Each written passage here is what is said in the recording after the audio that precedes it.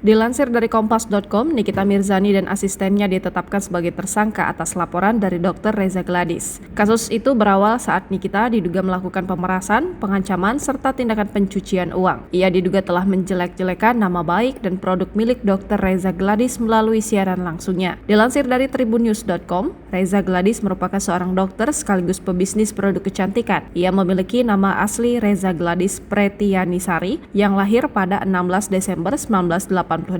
Dr. Reza Gladys juga dikenal sebagai kakak dari Krisdiana Baharudin, suami dari Siti Badriah. Reza Gladys merupakan lulusan Fakultas Kedokteran Universitas Jenderal Ahmad Yani. Ia mengikuti pendidikan estetik pada tahun 2017 di American Academy of Aesthetic Medicine. Lebih lanjut, saat ini ia memiliki 6 klinik kecantikan yang klinik pertamanya berada di Cianjur pada tahun 2015. Karena kesuksesan tersebut, dirinya mendapat penghargaan Best Businesswoman pada tahun 2019 lalu. Brand skincare yang terkenal ia beri nama Glavitsia, Glow, dan Dermagloss.